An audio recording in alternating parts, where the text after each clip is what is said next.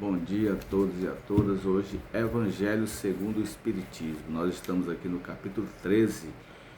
Que a vossa mão esquerda não saiba o que a mão direita, o que dá a vossa mão direita. Hoje nós vamos para o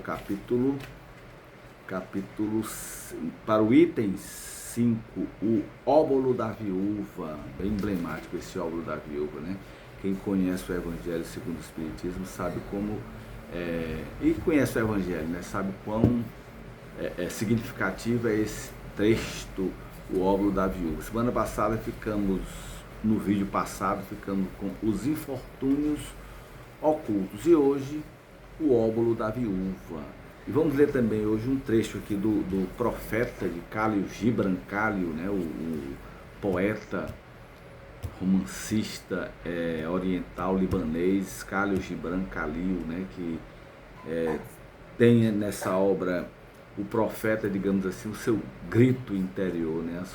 A sua manifestação interior da sapiência oriental. O interessante é como essa sapiência oriental ela tem a ver, quando a gente lê aqui o Evangelho, depois a gente vai ler um trecho desse livro, a gente vai ver como ela está estreitamente ligada ao Evangelho, né? Ligada a Jesus Cristo. Assim como Sócrates, quando a gente lê Sócrates, né? Através dos diálogos de Platão, por exemplo, Fédon, o Sócrates é bem emblemático quando ele fala na questão da reencarnação, né? Quando ele fala da imortalidade da alma, o que está diretamente ligado ao cristianismo, ligado ao espiritismo, ligado a todas as religiões orientais de um modo geral, que são reencarnacionistas, né?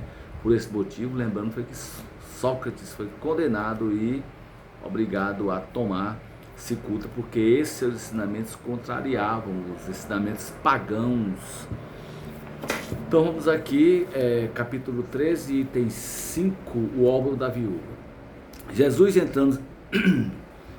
estando sentado defronte do gasofilácio, considerava de que maneira o povo nele atirava o dinheiro, e que várias pessoas ricas tinham colocado muito. Veio também uma pobre viúva que nele colocou somente 2 pequenas moedas. Então Jesus, tendo chamado os seus discípulos, disse-lhes: eu vos digo em verdade, esta pobre viúva deu mais do que todos aqueles que colocaram no gasofilácio, porque todos os outros deram de sua abundância, mas esta deu da sua indigência tudo mesmo o que tinha e tudo o que lhe restava para viver. Vemos aí que Jesus não perdia tempo, né? Não perdia a oportunidade de ensinar, de passar para os seus discípulos um novo ensinamento. Então, quando ele vê aquela cena do gasofilácio, imagine, o cara chega, abre a carteira, olha para um lado, para o outro, vê se tem alguém olhando e atira uma cédula de R$200 lá como doação, né? E chega a pobre viúva com apenas seu R$1 e coloca ali, né? Então ele vai mostrar que aquele R$1, aquele óbolo, vale mais do que aquela falsa doação que estava sendo doada naquele momento, né? Muitas pessoas lamentam não poderem fazer tanto tanto bem quanto o gostariam por falta de recursos suficientes, e se desejam a fortuna, dizem ela, para fazerem um bom uso. A intenção é louvável, sem dúvida, e pode ser muito sincera em alguns, mas é certo que seja em todos completamente desinteressada. E aí, Divaldo Pereira Franco, na sua sapiência, inspirado por Joana de Ângeles, vai nos lembrar que muitas vezes o indivíduo está querendo trocar com Deus, né? Quando diz, se eu ganhasse na Mega Sena, eu iria construir um lazareto, eu iria construir um orfanato para crianças, creches, ia montar creches nas comunidades pobres. Eu me lembro que em 1985, eu trabalhando numa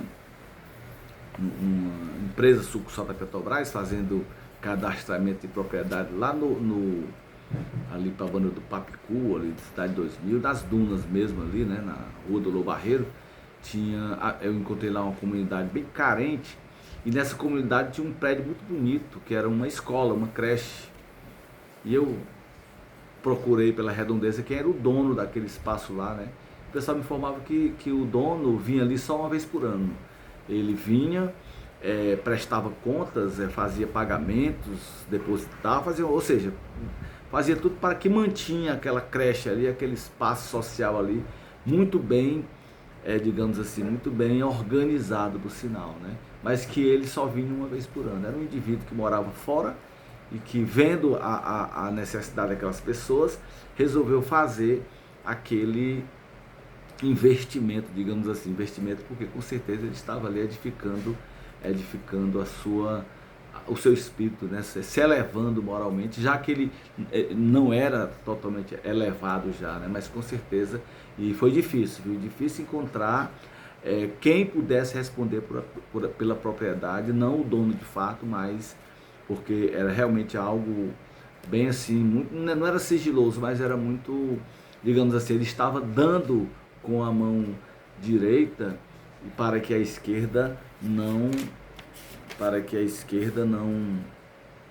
ele estava dando com a mão direita para que a mão esquerda não visse o que ele estava fazendo, né? Então muitas pessoas fazem isso.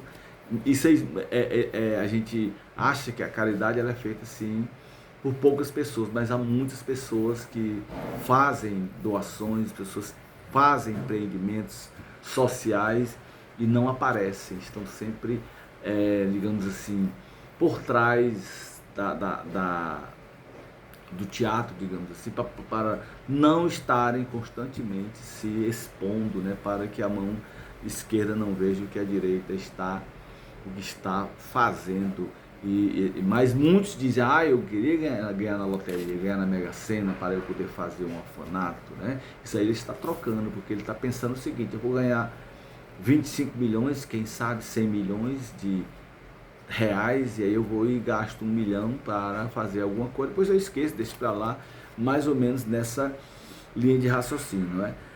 Não há aqueles que desejando mesmo fazer o bem aos outros, estariam bem contentes em começar por fazê-lo a si mesmo, de se darem algumas alegrias a mais, de se proporcionarem um pouco do supérfluo que lhes falta sob a condição de darem o resto aos pobres? Essa segunda intenção dissimulada, mas que encontraria no fundo do coração, se quisessem nele buscar, anula o mérito da intenção. Porque a verdadeira caridade pensa nos outros antes de pensar em si. O sublime da caridade, nesse caso, seria procurar no seu próprio trabalho pelo emprego de suas forças, de sua inteligência e de seus talentos, os recursos que faltam para realizar seus intentos generosos. Aí estaria o sacrifício mais agradável ao Senhor.